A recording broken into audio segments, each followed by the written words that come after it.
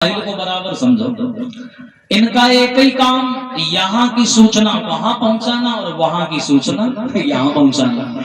ये देवताओं के पत्रकार है भैया। तो नारद जी ने विचार बनाया कि इस समय संसार में और पूरे देव मंडल में, ब्रह्मांड में शांति है, सब लोग बड़ा शांति से खा पी रहे हैं और नारद बाबा को शांति पसंद नहीं है। नारद जी ये सोचा करते थे कि थोड़ी मोड़ी फुट होती रहे इधर उधर। तो नारद जी ने सोचा कि एक काम करते हैं कि लड़ाई लगवा। तो उठाई बीड़ा और चल दिए। और नारद जी जब बीड़ा उठा के चलते हैं तो नारायण नारायण का जाप करते हैं। आप लोग भी करें। अरे श्रीमन नारायण नारायण नारायण श्रीमन नारायण।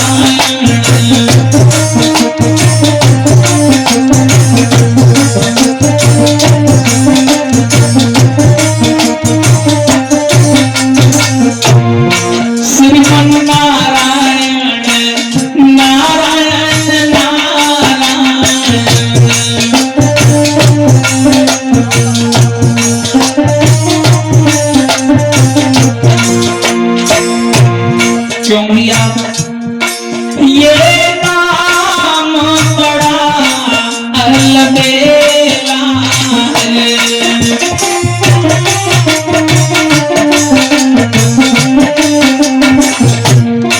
लगता नहीं पैसा ढेला है।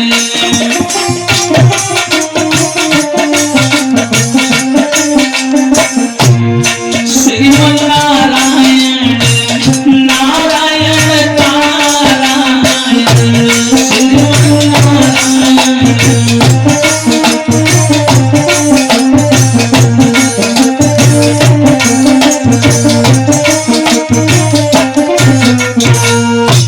देवर्षि नारद ने बीड़ा उठाई और चले। अब जैसे ही नारद बाबा चले तो रास्ते में इनको कैलाश पर्वत मिला, बड़ी शांति, माता पार्वती बैठी। तो जैसे नारद को देखा तो पार्वती ने कहा आओ बैठो। अच्छा एक चीज और है, ये जो नारद हैं ये पार्वती के गुरु भी हैं। तो जैसे ही देखा गुरु जी आए हैं, आसन डाल करके बैठाया और बैठो गुरु जी कैसे आए। नारद जी ने जवाब नहीं दिया, दाएं बाएं झांकने लगे। तो पार्वती बोली तुम दाएं बाएं क्या देख रहे हो? नारद बोले ये बताओ भोले बाबा कहाँ हैं, दिखाई नहीं पड़ रहे। तो पार्वती बोली गुरु जी भोले बाबा थोड़ा काम से बाहर गए हैं, आप बताओ क्या काम है। नारद जी बोले सही बताओ फिर हम तुम्हें एक बात बताएं। और ये देखो ये ऐसी चीज है ये किसी भी नारी को चक्कर में डाल सकती है ये लाइन। हाँ कि हम तुम्हें एक बात बताएंगे। और नारी को बातन की बहुत शौक है, इधर उधर की बातें जानने में। तो नारद से बोली हाँ हाँ सच बता रहे हैं, भोले बाबा की कसम वो यहाँ नहीं है। नारद जी बोले अब हम तुम्हें बताएं लेकिन किसी से कहना नहीं। हाँ हाँ बताओ कि हमने बताया, हमारा नाम नहीं आना चाहिए। पार्वती बोली तुम परेशान ना हो, बिल्कुल बेफिक्र होकर के बताओ, हम किसी को नहीं बताएंगे। नारद जी बोले तुमने देखा कि भोले बाबा जो हैं उनके गले में एक मुंडों की माला पड़ी है, तुमने देखा? बोले हाँ पड़ी तो है। तो बोले तुमने ये कभी नहीं पूछा कि बाबा जो खोपड़ी के निकली लटकाया है, कभी ये तुमने पूछा? पार्वती बोली हाय जो कबू ना पूछो। तो नारद जी बोले सोई तो कह रहे हैं कि आज अगर भोले बाबा आए तो उनसे ये जरूर पूछना कि जो तुम खोपड़ियां किनकी लटकाए हो, जो कंकाल लटकाए हो माला में, ये किसकी है, तुम पूछना जरूर। और इतना बोल करके नारद जी पार्वती के मस्तक की ओर देखने लगे। तो पार्वती के मस्तक में थोड़ी सिमटे पड़ने लगी। नारद जी जान गए दवाई असर करी गई। अब इन्होंने बीड़ा उठाई और चल दिए। अब पार्वती जी को चैन नहीं पड़ रहा समाज के लोगों, बेचारी अंदर जाएं बाहर जाएं, कितनी जल्दी भोले बाबा आ जाएं, पेट में खलबल पड़ी, कितनी जल्दी आए, हम उनसे पूछें कि तुम किनकी खोपड़ी लटकाए हो। और उसी समय थोड़ी देर में भोले बाबा आ गए। अब ये सामने गई और जाकर के खड़ी हो गई। बोली बाबा एक बात पूछें? हाँ पूछो क्या हुआ। तो पार्वती बोली बाबा हमें ये बताओ, ये जो तुम्हारे खोपड़ी में जो ये माला पड़ी है गर्दन में, इसमें जो मुंडों की माला पड़ी हुई है ये माला किसकी है और इसमें जो सर है वो सर किसके है? इसका जवाब दो। जो ये शब्द सुने तो एकदम से भोले बाबा ने सवाल सुना तो भोले बाबा बोले जवाब तो हम दे देंगे, पहले तुम ये बताओ क्या यहाँ नारद आया था क्या नारद जी आए थे? बोले हाँ आए थे, लेकिन तुम्हें कैसे मालूम? भोले बाबा जान के बोले मैं जानता हूँ, ये घर घर में चुगली करना, लड़ाई लगवाना, उल्टे सीधे सवाल करना ये उसी का काम है। अब तुम अपना जवाब सुनो। ये जो हमारे गले में मुंड की माला पड़ी है तो गौरा की बातें सुन करके और बाबा ने पैन उचारे हैं, ये सर की बातें कर रही हूँ और ये सवरे शीश तुम्हारे हैं।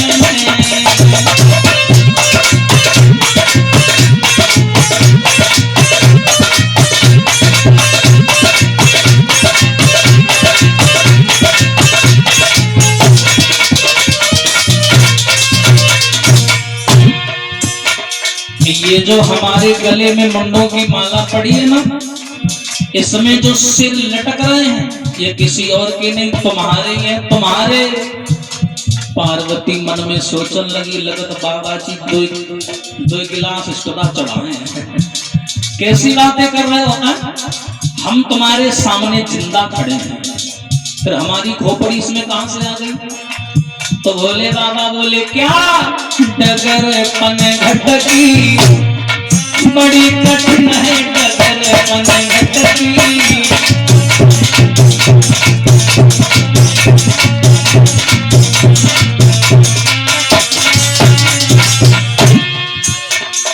ए पार्वती जी, ये बहुत लंबा रहस्य है, इसे समझने में समय लगेगा। पार्वती बोली अरे बिना मतलब की बातें कर रहे हो, हम तुम्हारे सामने जिंदा खड़े हैं और तुम कह रहे हो कि तुम्हारी खोपड़ी हम लटकाए हैं, ये कैसे हो सकता है? बोले बाबा बोले सुनो। डगर पन घटकी हरी बड़ी कठिन है, डगर पन घटकी बड़ी कठिन है। पार्वती जी लीला नट खटकी बड़ी कठिन है, लीला नट खटकी।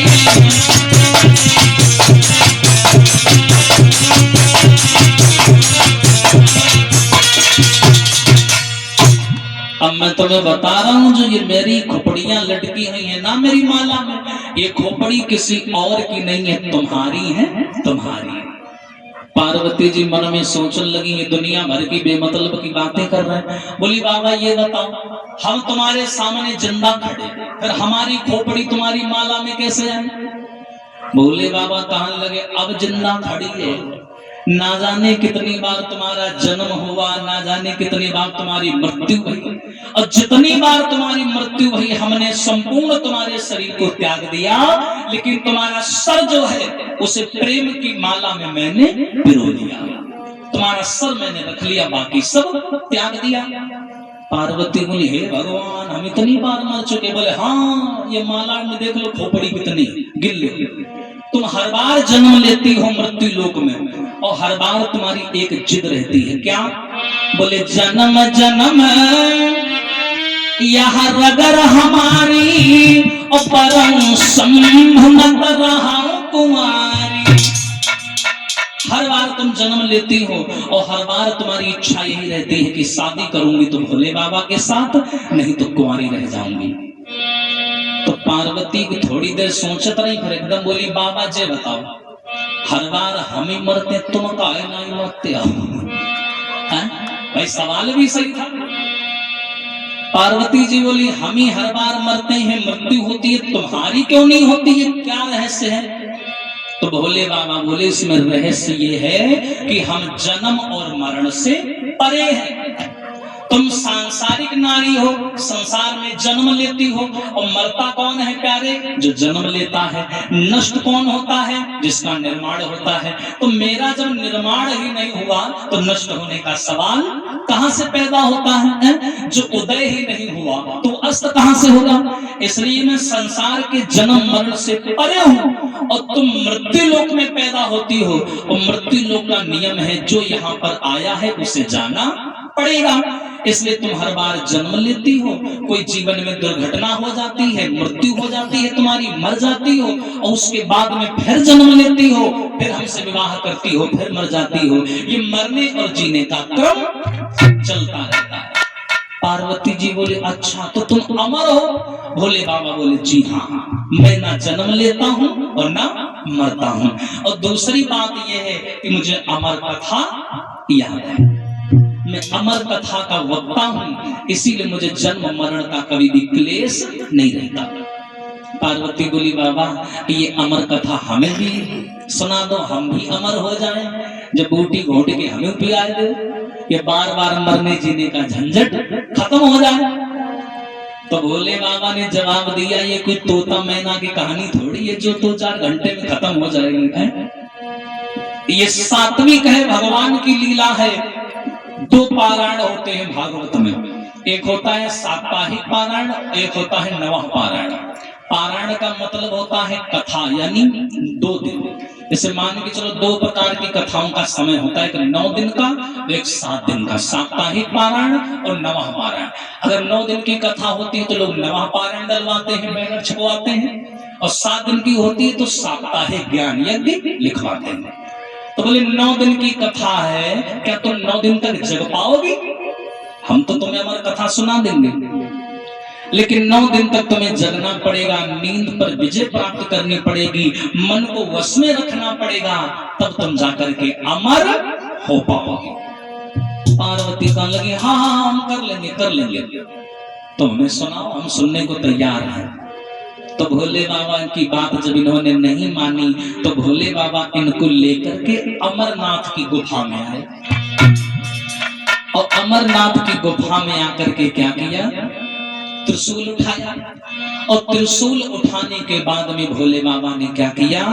उस गुफा के अंदर जितने भी हैं सबको, जीवों को निकाल करके बाहर किया।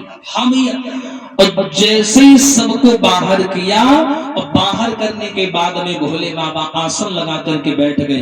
बोले मैं तुम्हें कथा तो सुनाने जा रहा हूं पार्वती, लेकिन इतना ध्यान रखना कि बीच बीच में हुंकारी देती रहना, ताकि हमें लगे कि तुम कथा सुन रही हो।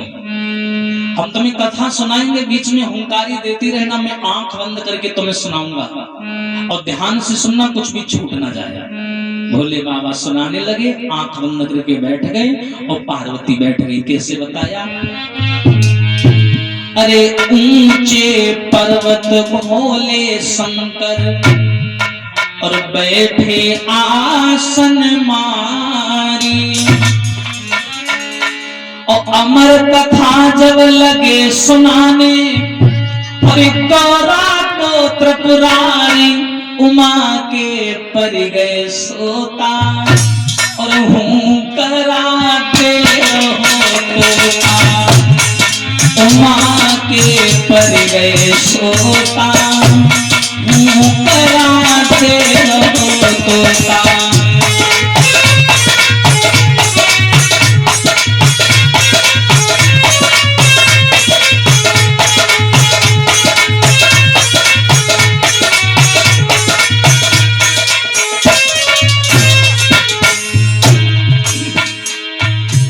भोले बाबा कथा सुनाने लगे। बताया अमर कथा शंकर ने जब गौरा को है सुनाई,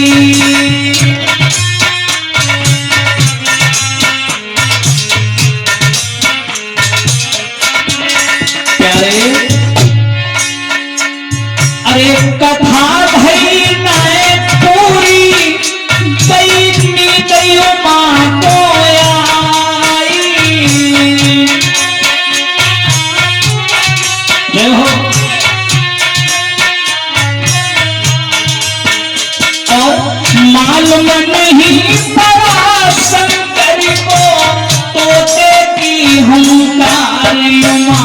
के पड़ गए सोता, हूँ कराते रहूं सोता।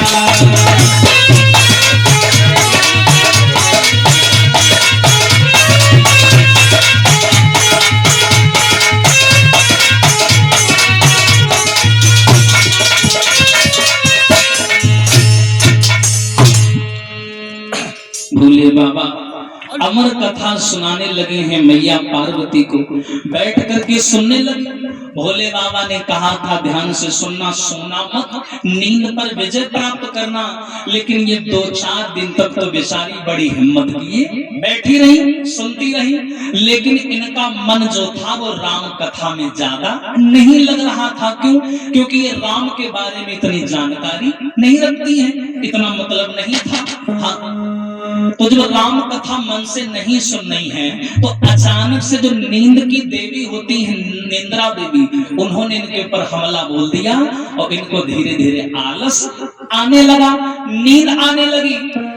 और जब नींद आने लगी तो पार्वती ने निंद्रा मैया से एक बात कही, क्या? ए मैया, मुझे क्यों सता रही हो? अरे निंदिया पाई के घर जइयो। कहाँ? अरे जागर राम भजन ना हो, निंदिया पाई के घर जइयो, जागर राम भजन ना हो।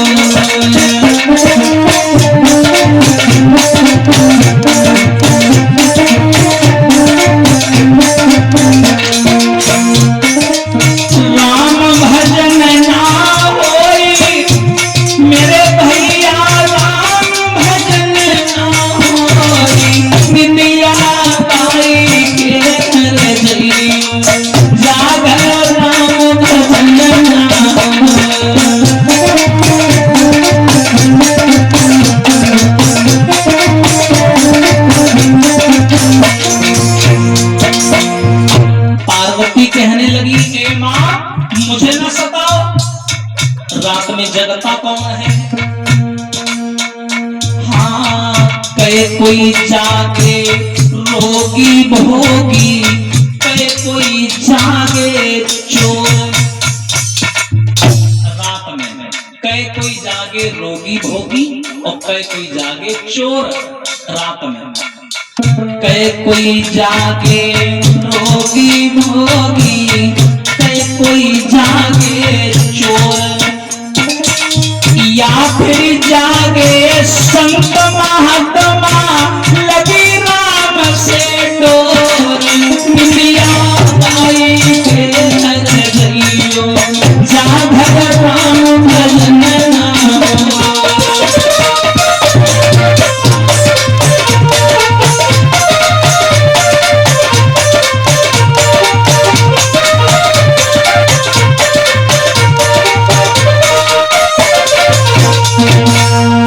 अरे मैया, सताना है तो उसे सताओ जहां राम का भजन ना होता हो।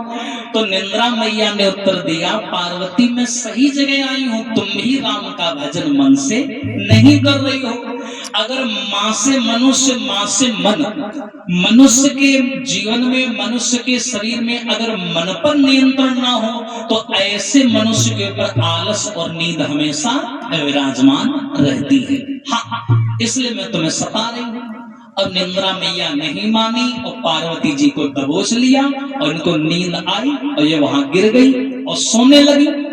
जब सोने लगी 9 दिन पूरे हुए तो भोले बाबा ने आंखें खोली।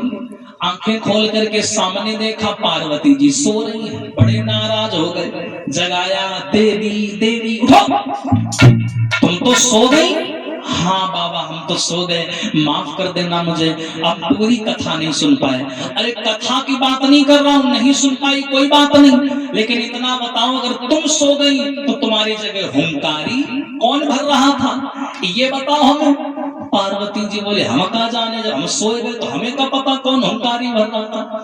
भोले बाबा ने तुरंत त्रिशूल उठाया, बोले काम करो, इससे पहले 64 घड़ी से पहले वो अमर हो जाए। एक घड़ी 12-13 सेकंड की होती है। बोले जाओ इससे पहले 64 घड़ी से पहले वो अमर हो जाए।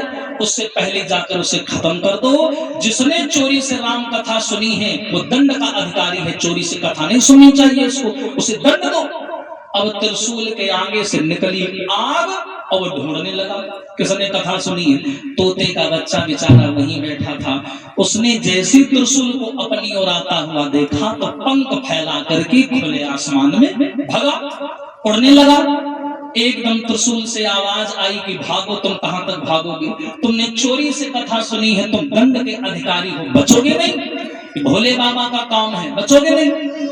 तोते के बच्चे ने कहा कोई बात ना, कथा हमने सुनी है, थोड़ी बहुत ताकत तो हमारे अंदर आ गई है, और कहा अगर तुम डाल तो हम पात पात, तुम करो पीछा, कहां तक करोगे। अब ये तोते का बच्चा भागता भागता संपूर्ण संसार का भ्रमण कर आया, एक जगह को छोड़ करके, और वो थी तमसा नदी। सब जगह घूम आया लेकिन बेचारे को कहीं भी छुपने का स्थान नहीं मिला। तो ये बेचारा उड़ते उड़ते वहां पहुंचा जहां भागवत के लेखक जो हैं, जिनका नाम है श्री वेद व्यास, पाराशर के पुत्र, इनका आश्रम बना हुआ था। अब वेद व्यास जी की पत्नी सवेरे सवेरे बिस्तर से उठी, तो आदमी जब सो के जगता है तो जमुहाई तो आ ही जाती है एक दो बार।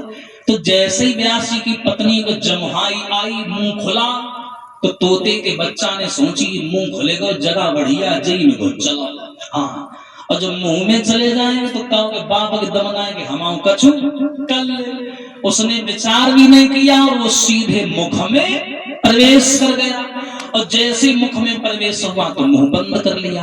अच्छा, इसमें भगवान ने थोड़ा बदलाव किया है। समझदार लोग जो होते हैं, देखा होगा जब जमुहाई आती है तो इन दोनों में से कोई ना कोई एक हाथ अपने आप मुंह के आगे आ जाता है, क्यों? ताकि कोई बाहर की वस्तु अंदर न चली जाए। लेकिन तमाम ऐसे सेकेंड हैंड खोपड़ी के ऐसे मुंह बैलाए कि खोल के ले ले जमुहाई, ऐसे हो दो चार हाथों नहीं लगा रहे कर ले। हाँ, उसी बात के विषय पर चर्चा कर रहे हैं। जैसे ये गर्भ में चला गया, अब भैया त्रिशूल बड़ा मजबूर, उसने सोचा नारी है, मार भी नहीं सकता मैं। उसने जाकर भोले बाबा को सूचना दी, बाबा वो तोते का बच्चा व्यास जी की पत्नी के गर्भ में चला गया है, अब क्या करें। भोले बाबा बोले थोड़ा इंतजार करो, बाहर तो आएगा ही, तो जैसे बाहर आए तब मार देगा। अब जैसे भैया बाहर आने का इंतजार करने लगे, प्रमाण तो ये मिला कि वेद व्यास की जो पत्नी थी वो गर्भवती थी, पेट में बालक था। तोते का बच्चा गर्भ में गया, उसने क्या किया, अपने तोते रूपी शरीर को छोड़ दिया, और जो तोते की आत्मा थी जिसका नाम है सुख, उस देवत्व रूपी आत्मा जो अंदर बालक पल रहा है उसमें अपनी आत्मा को प्रवेश कर दिया, और सुख और देव मिलाकर के नाम हो गया सुखदेव। सुख माने तोता, और ये बच्चे के अंदर समाहित हो गया, और गर्भ धीरे धीरे गर्भ के अंदर बड़ा होने लगा।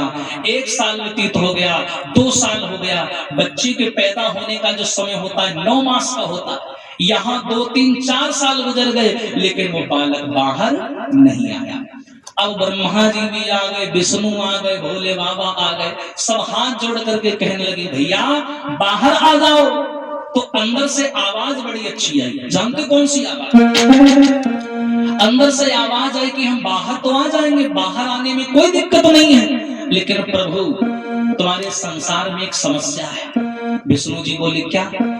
बोले समस्या ये है कि जब मनुष्य माँ के गर्भ में होता है ना, बड़ा पवित्र होता है, परमात्मा का अंश होता है, भगवान के समान होता है, लेकिन जैसे ही वो संसार में आता है तो तुम्हारी माया उसके पीछे पड़ जाती है और उसे बर्बाद कर देती है। बोले कैसे? तो बोले सुनो, अरे भूमि गिरत भाटावर पानी,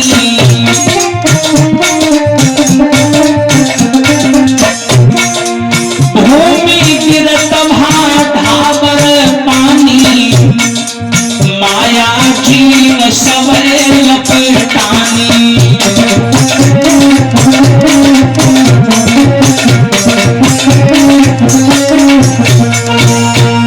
अंदर से आवाज आई है, हे भगवान, ब्रह्मा जी आप संसार को रचाते हो, विष्णु जी आप पालन करते हो, भोले बाबा आप समय आने पर संसार का विनाश करते हो, लेकिन आपकी माया से मैं खुश नहीं हूं। पृथ्वी पर बारिश होती है, पानी की बूंद आकाश से पृथ्वी की ओर आती है, जमीन पर गिरने से पहले वो पानी की बूंद साफ होती है, स्वच्छ होती है, निर्मल होती है, लेकिन जब मिट्टी पर गिरती है तो माटी में मिलके मटमैली हो जाती है। उसी प्रकार जब जीव माँ के गर्भ में होता है तो निर्मल होता है, स्वच्छ होता है, और जब संसार में आता है तो लली लला घरवारी बारवारी दुनिया भर के चक्कर, और इन्हीं चक्कर में पड़ करके वो आपको भूल जाता है। और जब आपको भूलता है तो मरने के बाद में नरक भेज करके आप उसे दंड देते हो। ये कैसी संख्या है तुम्हारी? ये तुम्हारी लीला हमारी समझ के बाहर है, मैं बाहर नहीं आऊंगा। भगवान बोले ऐसा किसी के साथ हुआ ही नहीं है, भगवान का भजन करो, कभी तुम्हारे साथ गलत नहीं होगा। तो अंदर से आवाज आई, अच्छा भजन की बात कर रहे हो? हमें तो लगता है कि जो जितना ज्यादा भजन करते हैं तुम्हारी माया उनको बहुत सताती है। बोले कैसे? तो बोले हम प्रमाण दे रहे हैं। अंदर से आवाज आई कि सुर नर मुनि का मोह लियो रे माया की चिरैया, सुर नर मुनि का मोह लियो रे माया की चिरैया।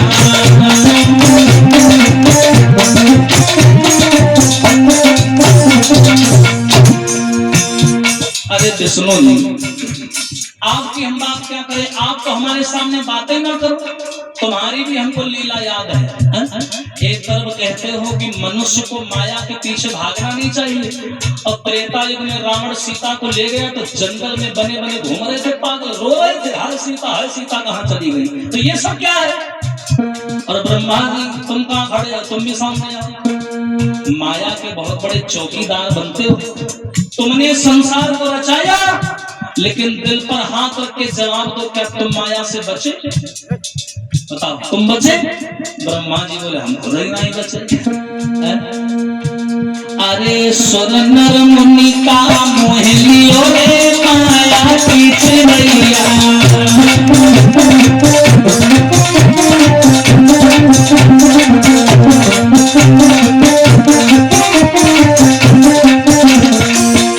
कैसे? अरे ब्रह्मा का मोहिला, अरे विष्णु का मोहिला, ब्रह्मा का। अरे संसार को रचाने वाले ब्रह्मा जी, इन्होंने प्रथम नारी का निर्माण किया, उसी के पीछे पड़ गए। माया की शिक्षा दे रहे हो तुम लोग, और तुम कह रहे हो कि भजन करो, माया पीछे नहीं पड़ेगी। गलत बात। हमने सुना है ब्रह्मा जी के पुत्र हुए हैं नारद बाबा, और विष्णु के सबसे बड़े भक्त हैं, रात दिन भगवान का भजन करते हैं। और क्या हुआ नारद के साथ हमें? अरे नारद को बंदर बनाए दिया रे माया की चिरैया, नारद को बंदर बनाए दिया रे माया की चिरैया।